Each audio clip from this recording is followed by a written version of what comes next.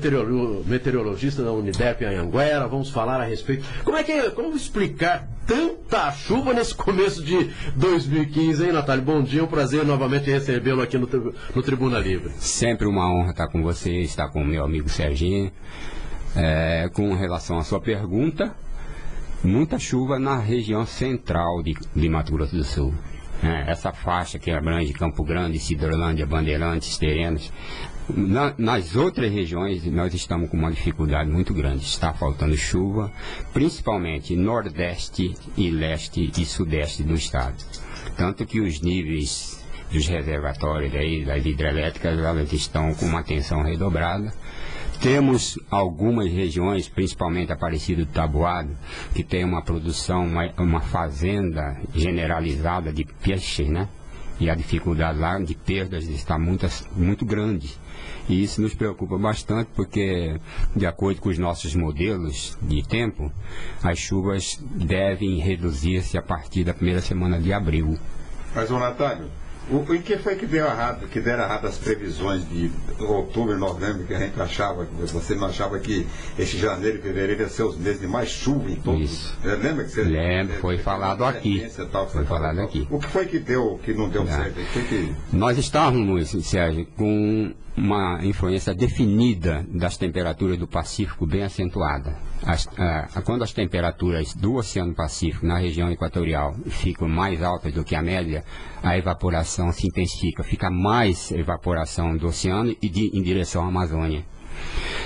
O El Niño perdeu força a partir de meados de dezembro, e mesmo em função das elevadíssimas temperaturas que nós tivemos em outubro, foram as maiores da história aqui, principalmente do centro-oeste, e com essa redução dessa evaporação, perda de temperatura do El Niño, que hoje já não é mais El Niño, é neutro, a evaporação não se acumulou.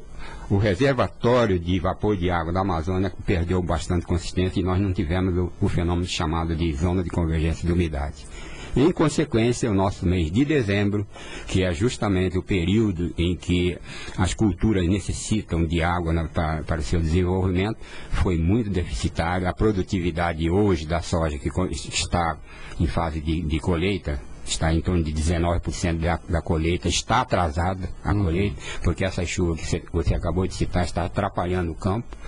E justamente no momento que se precisava, em função de El Niño, nós estamos com essa irregularidade. Então, não é que nós estamos colocando culpa no El Niño, é porque essas variações, elas interferem nos regimes normais. Tanto que você está vendo a região sudeste, que é onde converge toda essa umidade, principalmente no centro-oeste da região sudeste, está com essa deficiência. E vai entrar numa situação crítica. Isso é um fato anunciado e consolidado.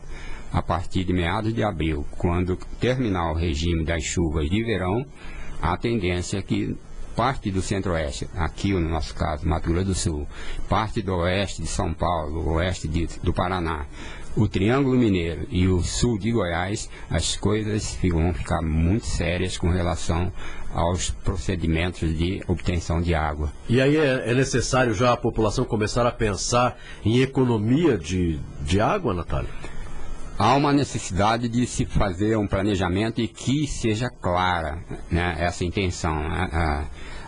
Quem mexe com esse tipo de estrutura aqui expõe à sociedade, olha, Mato Grosso do Sul hoje, as bacias estão, principalmente da região central, estão com seus limites satisfatórios. Não está havendo deficiência. Mas as regiões Nordeste, Leste e Sudeste está deficitária, então precisa se tomar medidas principalmente de contingência e levar isso à população, né, para que haja pelo menos uma prevenção, porque esperar faltar para começar a tomar providência, como se faz hoje em alguns estados, e fica muito difícil as alternativas, né? Existe alternativa e existem projetos anteriores que não foram levados à frente, adiante, né? Porque se acredita que, se comenta muito, historiadores sempre disseram que o Brasil é um país com reserva hídrica imensa, né?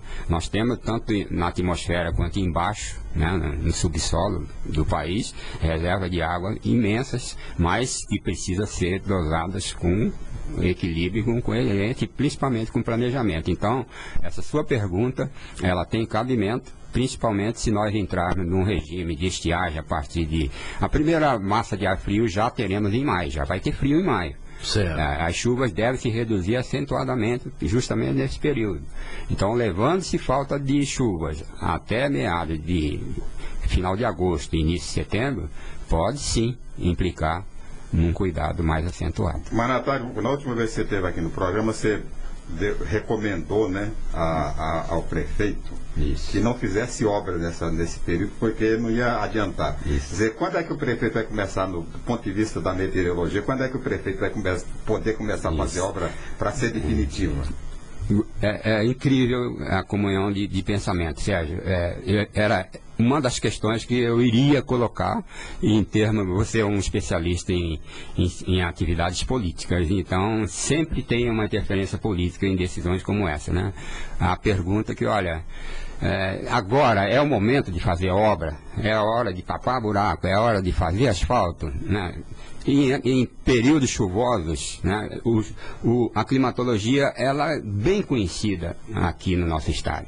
Nós temos um período chuvoso que vai de setembro a março e temos um período de redução acentuada de abril até final de agosto. Então você planeja em período chuvoso, faz os projetos, estabelece os custos, porque você fazer um tapa-buraco agora, você fazer um asfalto agora, com o teor de água no solo elevado, com a população cobrando, a população não sabe que fisicamente esses conceitos vai reduzir o período de vida de situações como essa. Então você coloca um tapa-buraco agora, quando vier o período de seca, você não vai fazer. Aí quando volta, no início da chuva, esse buraco volta. Então, são coisas que devem ser feitas a partir, até final ou meados de abril, as autoridades têm que planejar o que vai fazer no período seco. Porque senão é jogar dinheiro dentro desses buracos e eles vão se perder. Com relação ao Pantanal, nós teremos cheia esse ano, Natália? Parece-me que já estão falando aí, subindo 5 centímetros por dia. Nós teremos cheia, né, no nosso Pantanal? Marquinhos, o pico da cheia histórica da bacia do Rio Paraguai e das suas bacias secundárias, principalmente a bacia do Rio Miranda, elas ocorrem entre o fim de maio e o começo de junho. Depois inicia-se a descida das águas. Esses volumes, eles dependem muito das chuvas que ocorrem nas nascentes, principalmente no rio Mamoré, na Bolívia. Você tem o rio Cuiabá, tem os rios secundários ali no oeste de Mato Grosso. Principalmente as avaliações que nós fazemos nos morros de Amolá e a régua de Ladário, de Porto Murtinho, de Forte Coimbra e ali da bacia do Apa. Certo. Esses rios secundários, essas bacias secundárias, elas não estão subindo com a velocidade necessária. Então nós acreditamos que nessa situação de elevação não acentuada, vamos ter uma cheia, mas sem consequências danosas. Não vai ocorrer na palavra popular, inundando a planície, né? Haverá sim uma elevação. Hoje nós estamos em torno de 4 centímetros acima da normal, na régua de Ladário, né? E ela de vez em quando ela ainda baixa, que nós fazemos 6 medições ali, tá em torno de 4 centímetros, mas nós estamos em fevereiro. Então, para chegar aí de fim de maio para frente, né, ainda temos o regime normal de chuvas lá naquela região, que deve começar agora a partir da primeira semana de março. Claro que é apenas uma análise, mas se analisando hoje,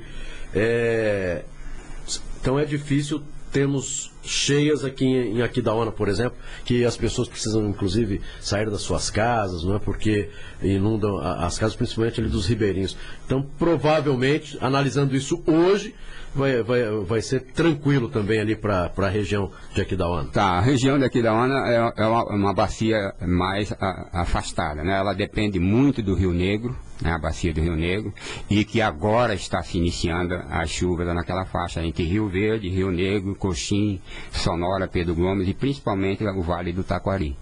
Então, essa semana, por exemplo, nós teremos muita chuva na região norte. Aqui, para a nossa região, essa semana as chuvas serão mais isoladas de final de tarde, mas a primeira semana de março vamos ter muita chuva aqui na região central. Espera-se que as médias de fevereiro sejam atingidas, nós estamos com 130 milímetros e o esperado é de 180 milímetros até o final de fevereiro. Para março, o esperado é de 120 a 130. Isso também deve ser atingido já na primeira quinzena de março, porque a partir daí as chuvas serão mais intercaladas. O espaço entre uma chuva e outra vai aumentando gradativamente. Então, com relação ao rio Aquidauana, o que ocorre é o seguinte: a velocidade de elevação do Aquidauana, ela é muito mais, mas muito mais acentuada do que na bacia do Paraguai. Certo. Se chover em Amolar, demora de 4 a 10 dias para chegar em Ladário. Uma chuva que ocorre na bacia do Rio Negro demora em torno de 20 horas para chegar em Aquidauana. Então, a velocidade de elevação das águas no rio Aquidauana é mais acentuada. Então, pode ocorrer isoladamente uma elevação natural por causa dessas pancadas lá acima já na divisa entre Aquidauana e Rio Negro, você pode ter uma chuva mais acentuada e refletir-se aqui em Aquidauana e Anastácio. Então nós não descartamos ainda surpresas com relação à população ribeirinha desse rio. Natálio, com relação, por exemplo, o Brasil hoje depende praticamente da água, né, para gerar sua energia elétrica. Sem água não tem energia. Como é que vai ser a energia elétrica do Brasil esse ano de 2015? Né, dependendo de... nós corremos o risco de um racionamento? Corre, não só 2015 como 2016. Tá? Porque o centro-oeste e o sudeste, eles têm um ciclo bem definidos. O período chuvoso terminando agora na primeira quinzena de abril. Então, nós estamos com os níveis das bacias das hidrelétricas, principalmente do rio Paraná, que temos aí em torno de 20 hidrelétricas ao longo, né, tanto de usinas quanto de PCHs, exatamente no nível. Se ficar abaixo, já tem deficiência de água. E essa reposição deveria estar em torno de 20% acima da normal. E, no entanto, nós estamos em zero. Então, isso significa que é um evento que pode gerar dificuldades de energia, e esse efeito é dominó, como você sabe. Então, a partir de meados de maio, como o Marquinhos falou, temos que tomar a iniciativa de economizar. A população vai ficar atenta a isso daí. E as indústrias que molam a economia com relação a esse conceito, essa duplicidade, volume de água e energia, eles não vão se equacionar esse ano e nem em 2016.